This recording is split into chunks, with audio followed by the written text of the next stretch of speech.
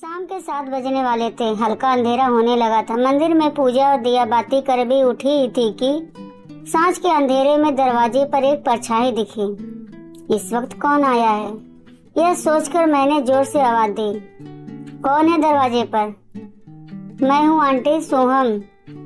कुछ गहरे स्वर में जवाब आया। सोहम, तुम और इस वक्त? अच्छा है जो पूजा के पापा घर पर नहीं है।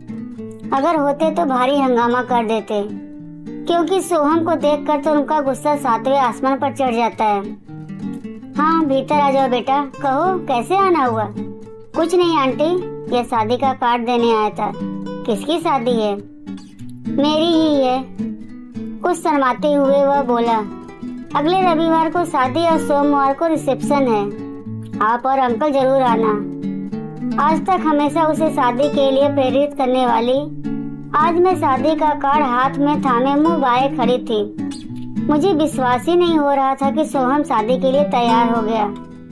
चलो आंटी, देर हो रही है, सोहम बोला। कई जगह कार्ड बांटने जाना है। हाँ बेटा, बधाई हो, तुम शादी कर रहे हो। आएंगे, हम जरूर आएंगे। मैं जैसे सपने से जागती हुई बोली। बहुत खुश होकर कह रही थी। एक पल को यह सब ऐसा लगा कि सोहम मेरा अपना दामाद, मेरा अपना बेटा किसी और का हो रहा है। उस पर अब मेरा कोई हक नहीं रह जाएगा। सोहम हमारी ही गली का लड़का है और मेरी बेटी पूजा के साथ बचपन से ही स्कूल में पढ़ता था। पूजा की हर छोटी छोटी जरूरतों का ख्याल रखता था। पेंसिल की नोक टूटने से लेकर उसे रास्ता पार कराने और उसका होमवर्क पूरा कराने तक बचपन से ही सोहम का हमारे घर आना जाना था। बच्चों के बचपन की दोस्ती पर पूजा के पापा ने कभी ध्यान नहीं दिया, लेकिन जैसे ही दोनों बच्चे जवानी की दहलीज पर कदम रखे, वह सोहम को देखते ही नाक बहुत चढ़ा लेते। सोहम और पूजा दोनों ही पापा की अचानक इस गुस्से और नाराजगी का कारण समझ नहीं पाते थे कि पहले तो पापा ऐसे नाराज नहीं होते थे, फिर अब क्या हो गया है? पापा का व्यवहार पहले जैसा क्यों नहीं रहा? यह बात 12वीं तक जाते जाते वह अच्छी तरह से समझ गए थे, क्योंकि उनके दिल में फूटा हुआ प्रेम का नन्हा सा अंकुर अब विशाल वृक्ष बन चुका था। पापा को उनका साथ रहना क्यों नहीं अच्छा लगता था, इसका कारण वे समझ गए थे। छिपकर पूजा सोहम के घर जाकर नोट्स लाती थी और सोहम का तो घर के दरवाजे पर आना भी मना था। सोहम और पूजा ने एक दूसरे को इतना चाहा था कि सपने में भी किसी और की कल्पना करना उनके लिए नामुमकिन था। मेरे सामने ही दोनों का प्रेम फला फूला था। अब इस पर यूं बिजली गिरते देख मैं मन महसूस कर रह जाती थी। सोहम की फैमिली गरीब थी। पिता साधारण सी प्राइवेट कंपनी में कार्यरत थे। घर में उसके एक छोटा भाई और एक बहन थी। 3 बच्चों का भरण पोषण, शिक्षा आदि कम आय में बड़ी मुश्किल से हो पाता था। इस कारण सोहम की माँ भी साड़ी में पीको फॉल जैसे छोटे मोटे काम करके घर खर्चे में पति का हाथ बटाती थी। इसीलिए पूजा के पापा को सोहम पसंद नहीं था। कहाँ हमारी कपड़ों की 2 बड़ी बड़ी दुकानें थी। शहर के जाने माने व्यापारी परिवार की इकलौती बेटी पूजा राजकुमारी की तरह रहती थी। रुई की तरह हल्के बादलों के नरम प्यार पर जब हकीकत की बिजली कड़कड़ाती है तो क्या होता है? आसमान का दिल फट जाता है और आंसुओं की बरसात शुरू हो जाती है। मैं कभी यह समझ नहीं पाई कि दुनिया बनाने वाले ने दुनिया बनाई और इसमें रहने वालों ने समाज बना दिया, जिसके नियम के अनुसार पूजा सोहम के लिए नहीं बनी थी। गरीबी पर अमीरी हमेशा भारी पड़ जाती है। तभी फोन की घंटी बजी। अमेरिका से पूजा का फोन था।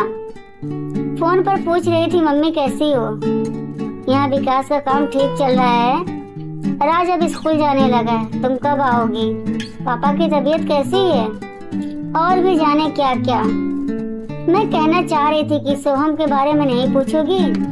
उसकी शादी है, बचपन की दोस्ती क्या कांच के खिलौने से भी कच्ची थी, जो पल में झंझना कर टूट गई। पर कुछ ना कह सकी और ना ही सोहम की शादी होने वाली है यह खुशखबरी उसे सुना सकी। दामाद विकास के साथ बेटी पूजा खुश है।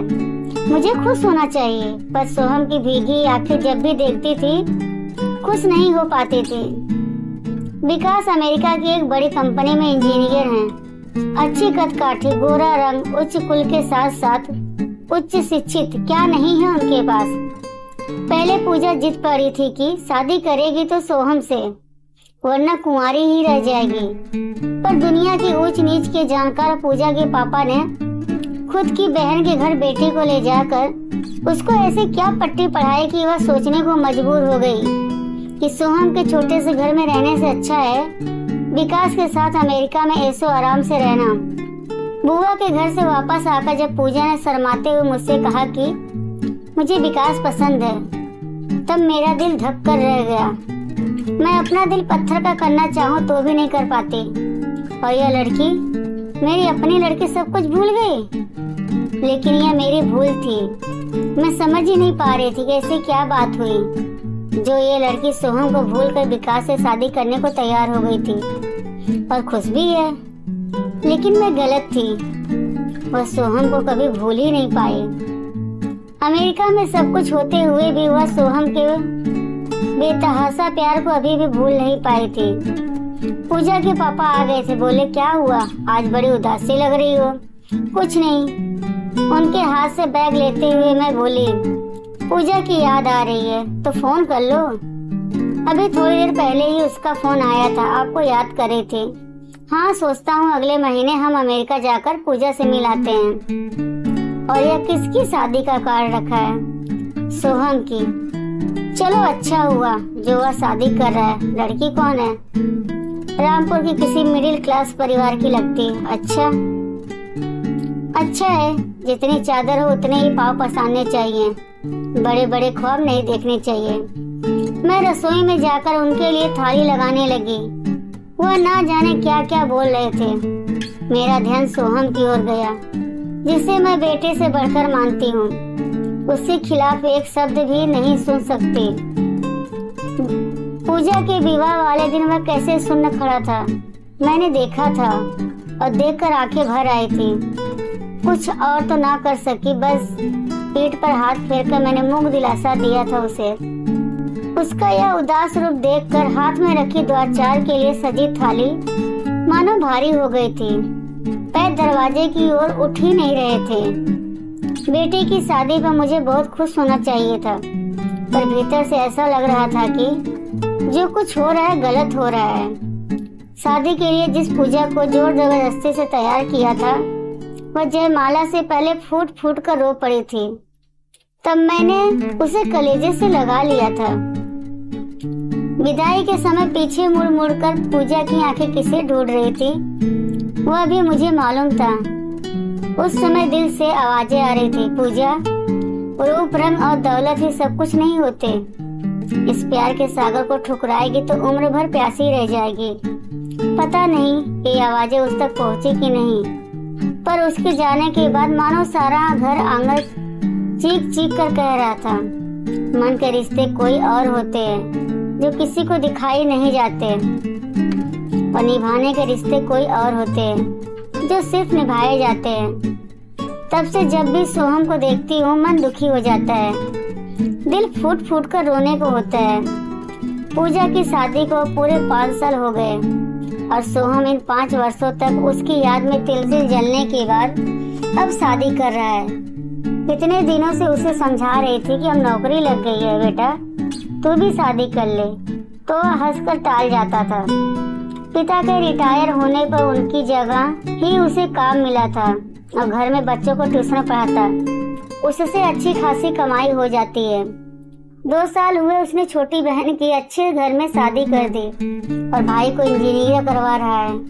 माँ का काम उसने छुड़वा दिया था और मुझे लगता है कि माँ को आराम मिले इसलिए ही उसने शादी की सोची है। सोहम जैसा बुरी और आज्ञाकारी पुत्र इस जमाने में मिलना कठिन है।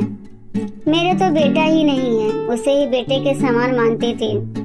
उसकी शादी कानपुर में थी, वहाँ जाना नहीं हो सकता था, इसलिए बहू की मुंह दिखाई और स्वागत समारोह में जाना मैंने उचित समझा। सोहम के लिए सुंदर घड़ी और बहू के लिए साड़ी और झुमके खरीदे थे। बहुत खुशी थी अब मन में। इन 5 वर्षों के अंतराल में रिश्ते उलट पुलट गए थे। सोहम, जिसे मैं दामाद मानती थी, बेटा बन चुका था। अब मेरी बहू आ रही थी, पता नहीं कैसी होगी बहू। पगले ने फोटो तक नहीं दिखाई। स्वागत समारोह के इस भीड़ भड़के में सोहम ने पांव छूकर मुझे नमस्कार किया। उसकी देखा देखी रचना भी नीचे झुकने लगी तो मैंने उसे बाहों में भरकर झुकने से मना किया। रचना सांवली थी पर तीखे नैन नक्श के कारण वह सुंदर लग रही थी।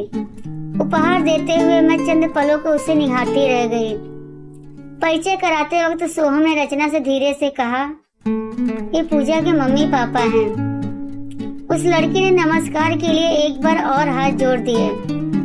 दिमाग में फौरन सवाल उभरा, क्या पूजा के बारे में सब कुछ सोहम ने से बता दिया है? मैं असमंजस में खड़ी थी। तभी सोहम की माँ हाथ पकड़कर खाना खिलाने के लिए लिवा ले गई। रचना ने सोहम का घर खूब अच्छे से संभाल लिया था। अपनी सास को तो वह किसी काम को हाथ लगाने नहीं देती थी। कभी कभी मेरे पास आती तो पूजा के बारे में ही बातें करती रहती थी। ना जाने कितने प्रकार के खाना बनाने की विधियां मुझसे सीख कर गई और बड़े प्रयत्न पूर्वक कोई नया व्यंजन बनाकर कटोरा भर मेरे लिए लेकर आती थी। पूजा के पापा का शुगर लेवल कुछ दिनों कुछ ज्यादा ही बढ़ गया था, इसलिए हमारा अमेरिका जाने का प्रोग्राम कैंसिल हो चुका था।